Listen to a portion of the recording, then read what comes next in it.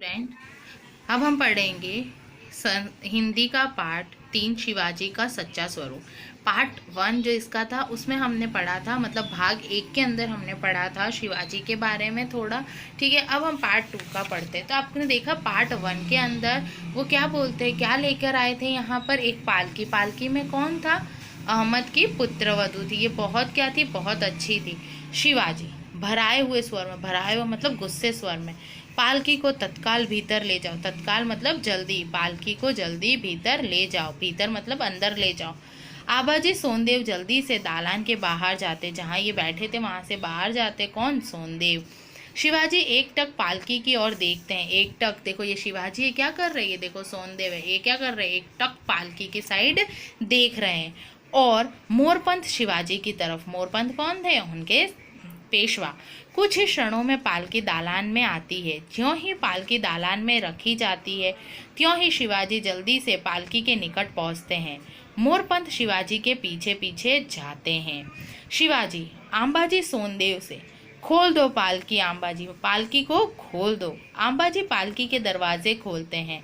अहमद की पुत्रवधू उसमें से निकलकर चुपचाप एक और सिकुड़ कर खड़ी हो जाती है। क्यों? क्योंकि वो बंदी बनाकर लाई हुई थी। वह परम सुंदरी, परम सुंदरी मतलब बहुत सुंदर थी। वेशभूषा मुगल स्त्रियों के सदस्य। आपने देखा है ना मुगल स्त्री कैसे कपड़े पहनते हैं। शिवाजी है ना, वो कैसे कपड़े पहनते, देखो यहाँ पर दिखाई देता है, सूट पहनते हैं, सर पर क्या करते हैं, दुपट्टा रखते हैं। शिवाजी अहमद की पुत्रवधू से, माँ शिवा अपने सिपहल सालार की इस नामाकुल हरकत पर आपसे मुआफ़ी चाहता है। मुआफ़ी मतलब माफ़ी चाहता है। क्या बोल रहा है? माँ। उसने उनको क्या कहा? माँ। क्योंकि हमने पहले ही देखा था शिवाजी हर स्त्री को अपनी माँ समझते हैं। वो बोलते हैं कि सिपहल मतलब जो मेरे सेनापति ने आपके साथ ये जो नाकुल हरकत की, मतलब ये जो खराब हरकत की, उसके लिए मुझे माफ़ कर दीजिए। आह, कैसी अजीबो गरीब खूबसूरती आपकी, आपकी बहुत अच्छी खूबसूरती। खूबसूरती मतलब सुंदरता। आपको देखकर मेरे दिल में सिर्फ एक ही बात उठ रही है। उनके दिल में क्या कर रही थी? एक बात उठ रही थी। जैसे आप किसी चीज़ को देखकर कुछ बोलना चाहते हो, वैसे वही मेरी माँ मैं आपकी सी खूबसूरती होती तो मैं बद सूरत ना होकर खूबसूरत शख्स होता। वो क्या बोलता है कि जैसी खूबसूरती आपकी है। कौन? शिवाजी किसको बोलता है?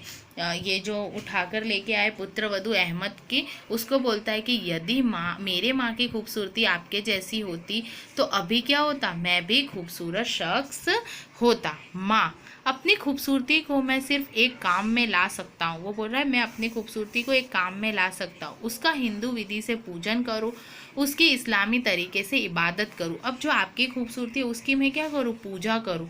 हिंदू धर्म में मैं आपकी पूजा करूँ और इस्लामी धर्म में मैं आपकी इबादत करूँ। आप ज़रा भी परेशान ना हो। माँ किसको कहता है? उस पुत्रवधू को कि आप परेशान मत हो।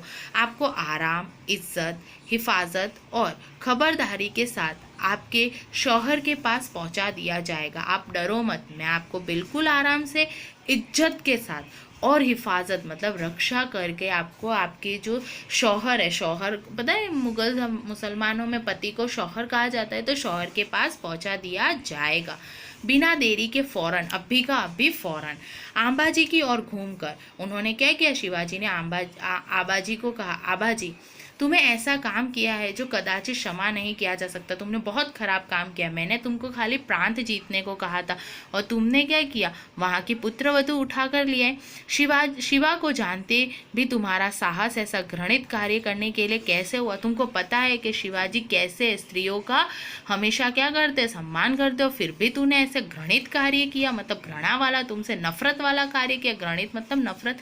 शिवा ने आज पर्यंत किसी मस्जिद की दीवार से बाल बराबर भी दरार ना आने दी। बोला आज तक मैंने एक मस्जिद मतलब जहाँ पर मुसलमान लोग हैं, वहाँ पर दीवार पर एक जब दरार नहीं आने दी, और तूने ये क्या काम कर दिया?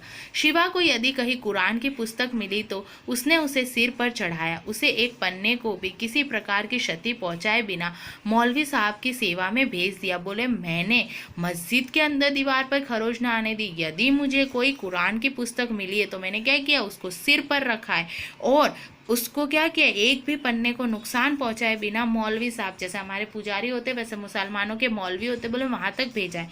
हिंदू होते हुए भी शिवा के लिए इस्लाम धर्म भी आदरणीय था। मैंने आपको पहले ही बताया था, वो सभी धर्मों के लोगों को क्या करते थे, मानते थे।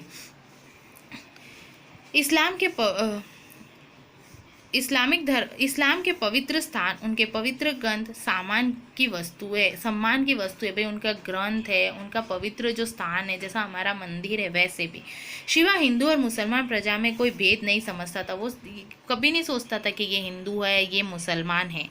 अरे उसकी सेना में मुस्लिम सैनिक तक है। उनके सेना में कौन थे, मुस्लिम सैनिक थे।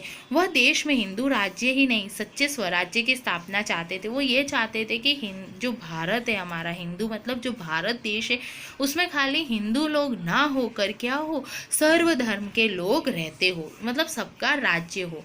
आततियों से सत्ता का अपहरण कर उदार नेताओं के हाथों में अधिकार देना चाहते थे। आततियों मतलब जो ऐसे क्रूर राजा थे, उनसे किनको देना चाहते थे, मतलब जो खुद के नेता थे या कोई और धर्म के नेताओं को।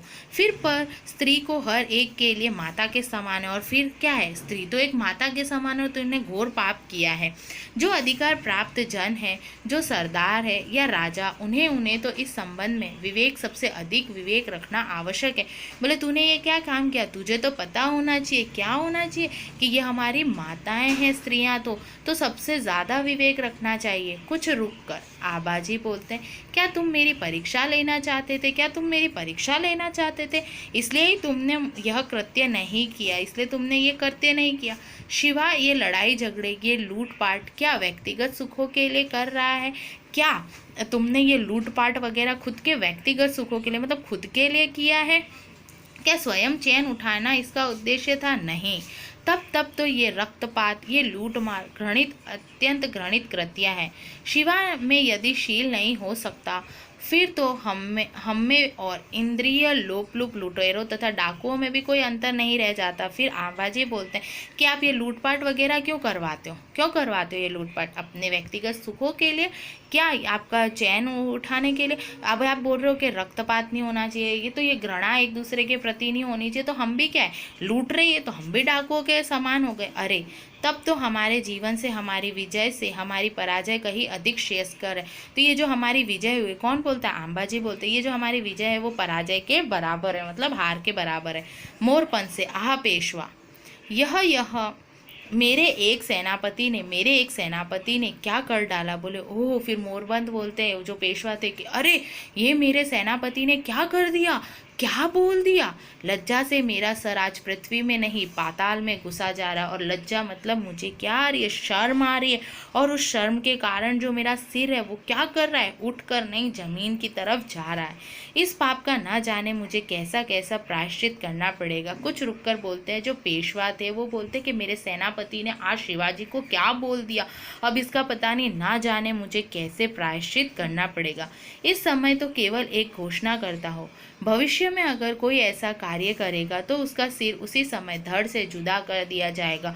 और पेशवा ने उस समय घोषणा की कि आज जो मेरे सेनापति कौन थे, सोनदेव, अंबाजी सोनदेव, जो उन्होंने आज ऐसा कार्य किया, यदि भविष्य के अंदर कोई ऐसा कार्य करेगा तो उसका सर धड़ से क्या हो जाएगा, जुदा हो जाएगा। तो आपको समझ में आया कि कैसे जो शिवाजी थे इनको अपनी माँ मानी और सोनदेव को कहा कि इनको फौरन इज्जत के साथ, आराम से और हिफाजत के साथ अपने शौहर, अपने पति के पास वापस पहुंचा दो, हम लूट करते हैं, ठीक है। तो सोनदेव क्या बोलते हैं कि लूट हम क्यों करते हैं, तो फिर डाकू और लुटेरे में हम में क्या अंतर है? क्या वो भी तो धन लूटते हैं, हम भी तो धन लूटते हैं। पर शिवाजी वो धन क्यों लूटते थे? ताकि वो क्या स्थापित करना चाहते थे, स्वराज्य की स्थापना करना चाहते थे, है ना, स्वराज्य की स्थापना करना चाहते थे, इसीलिए। और जब सोनदेव ने उनको ये सब कहा तो जो उनके मोरपंथ जो पेशवा थे वो बोले कि मेरे सेनापति ने क्या कर दिया, मेरा सर तो लज्जित हो गया है ना, और मैं लज्जा से, मेरा सर क्या है, पाताल में जा रहा है। तो आपको ये पूरा पार्ट अच्छे से समझ में आया। Thank you student.